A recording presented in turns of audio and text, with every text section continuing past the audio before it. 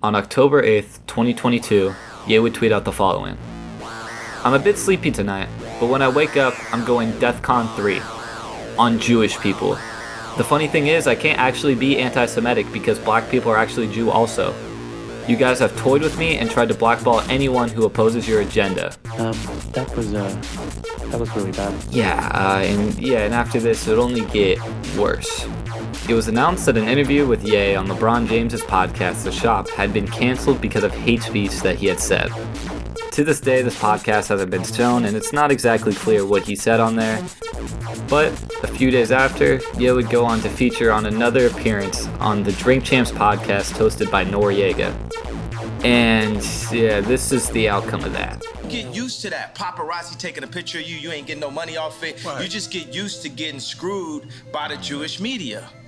And I'm saying, y'all done poked the bear too fucking long.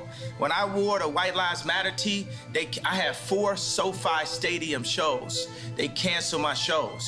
If a Jewish person could repeatedly fucks me on a deal, it's just them. It's just the businessman. It's not the people. It's not nobody else. Right. But if a Jewish person does good, all of their people eat with them. I'm not afraid. I'm not afraid of y'all no more. Jamie Lee Curtis went on TV and said, I hope they take his children away from him. We are Semite. We Jew. So I can't be anti-Semite. So they putting all that he crazy. He so OJ. Nori just want the family back together. I just want the family back together. Y'all niggas shut the fuck up about me. Now let me say it calm. You niggas shut the fuck up about, you shut the fuck up about Michael. Right. I'm Michael now. Every Michael you can think of, but mostly Godfather Michael now. I watched the George Floyd documentary that Candace Owens put up. One of the things that his 2 roommates said was, they want a tall guy like me. They want a tall guy like me. And the day when he died, he said a prayer for, 8 minutes. They hit him with the fentanyl. If you look, the guy's knee wasn't even on his neck like that, but it's in the documentary. But something that hit me, that fucked me up when I was watching the documentary, he reminded me of somebody else. Who you think he reminded me of? Virgil. He reminded me of Virgil. As a human being, I know I can read all the books, I can meditate, I can study and say, hey, I don't have a problem with Jewish culture. I don't have a problem with what Jewish people have done to my people. I don't have a problem with the fact that the Jewish people have bought. I can say that, but I do.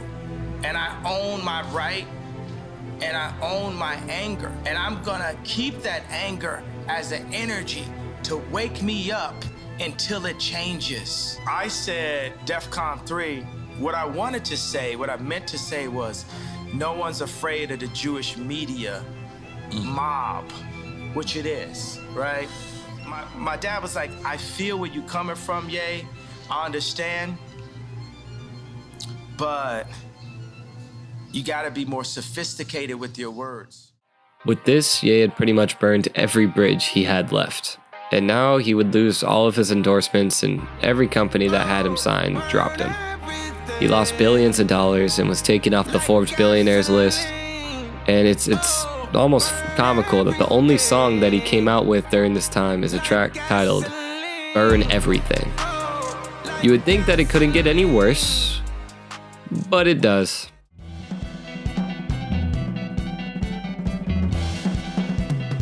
In November, Ye would announce his 2024 presidential campaign. The people he had surrounded himself with are not the best.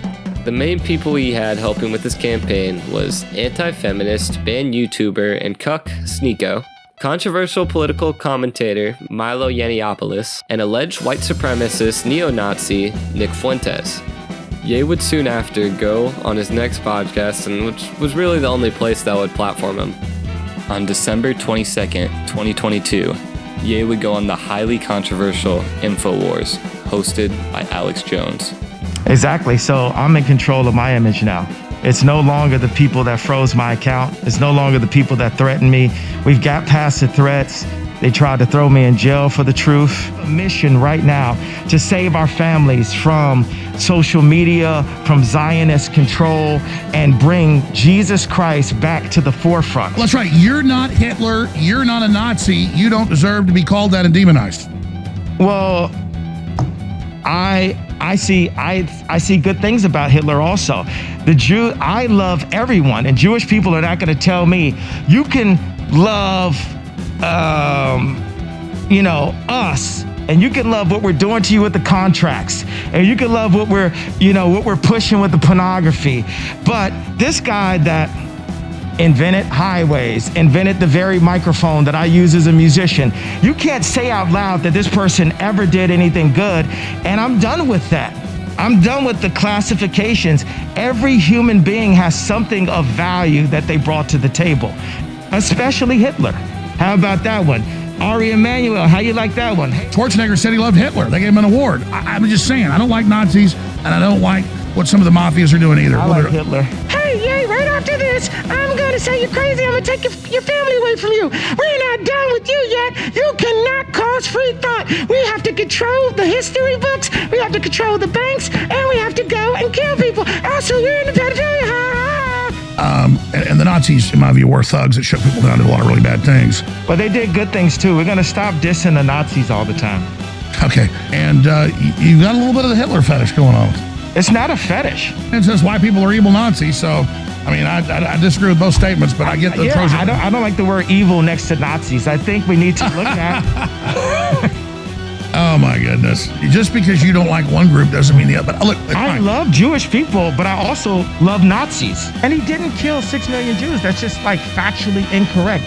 But what we have to... I just think you should not want to be Hitler's coming man. I didn't say I was. I don't really care that much about Hitler. I love him. Seems like... You just do it as a way to like troll? No, he seems like a cool guy. You know, it's like he had a really cool outfit and stuff, and he was a really good architect. Hitler is horrible. Mao is horrible. No, I love all of those. You love Mao Zedong? Absolutely. Mao brought... Well, clarify that. You're saying you're like Christ-like. You love everybody. Yeah. No matter, you love Jim Jones. You love Jeffrey Dahmer.